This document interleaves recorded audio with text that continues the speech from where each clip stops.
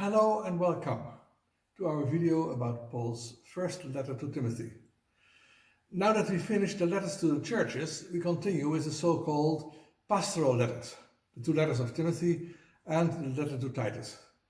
These are not epistles to churches, but letters to persons, collaborators of the Apostle Paul. In the background here, we have pictures of the excavations of Ephesus. At the time Timothy received the letter, he was working there for Paul. And again, we ask three questions. The first question, who was Timothy?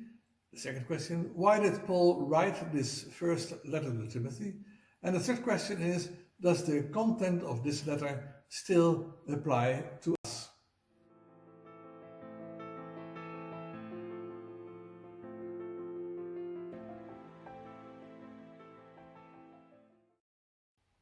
The first question, who was Timothy? Well, on his first journey, Paul came to the area of Iconium, Lystra, and Derbe. He met Timothy for the first time. At that time, Timothy was a young man. He met Paul, and this man impressed him greatly. Not only his words, but also his behavior, his faith, and his love impressed him. You can read it in 2 Timothy 3, verse 10. This young man, Timothy, was the son of a Greek father and a Jewish mother. His grandmother also was a devout Jewish woman. When Paul came to this area for the second time, sometime later, he invited Timothy to join him on his second missionary journey. It is interesting to see how at first Timothy was just Paul's helper. That was the first stage in their collaboration. Then the two of them worked side by side. Later, Paul sent Timothy to carry out tasks for him. For example, he sent him to Thessalonica because he could not go there himself. In the end, Timothy worked independently, for example, in Ephesus, as described in this letter. Doesn't this exemplify beautiful growth in faith, a model for all of us? But even more beautiful is the testimony Paul gave of him in the letter to the Philippians, chapter 2. For I have no one like-minded who will naturally care for your estate. For all seek their own, not the things which are of Jesus Christ. But you know the proof of him, that as a son with his father, he has served with me in the gospel.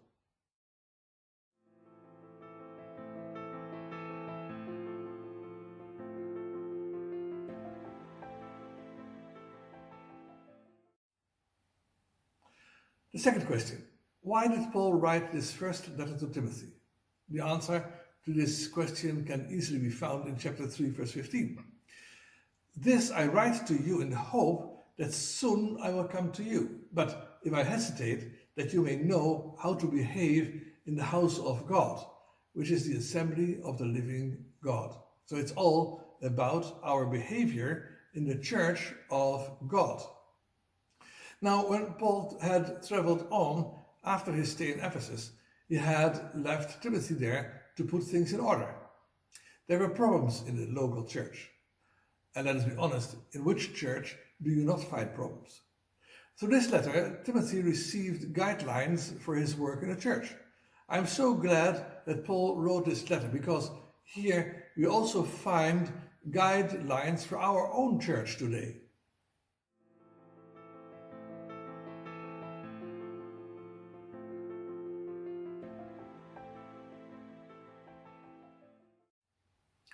My third question is, does the content of this letter still apply to us? The following observation I find interesting.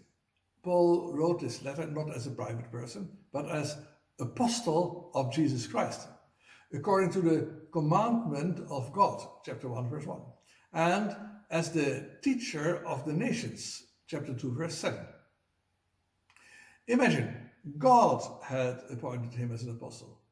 I therefore believe that what he wrote must be taken seriously, even today. In chapter 4, we find the warning that a time is coming, it says in later days, when people no longer want to listen to these orders. They would fall away from the faith, that is, the doctrine of the faith. And how much did this come to be true. For how often this question is still being asked today. What does God say about such and such matter or subject? Even in Christian churches. Well, what is this letter about?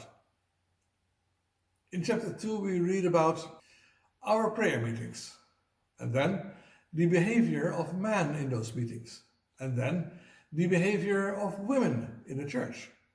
Then chapter 3 deals with characteristics of an elder, characteristics of a deacon. The church is the church of the living God, therefore it needs leadership. Without leadership, people will perish. That's what the Proverbs say. We cannot just do what we want.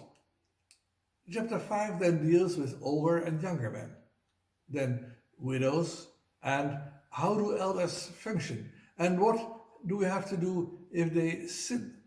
Then in chapter 6 there are important teachings about slaves, or today's employees in companies, because these are at present the servants or slaves. Finally, it's all about money. Among other things, one can find the answer to the question, can a Christian be rich? Timothy was given the task of teaching all this. Paul called this doctrine the healthy doctrine, chapter 1, verse 10, or the healthy words, chapter 6, verse 3. It was the doctrine that is after godliness. That is the answer to the question, how can I serve God well? And this is actually the most important question in Christian life. How can I serve God well?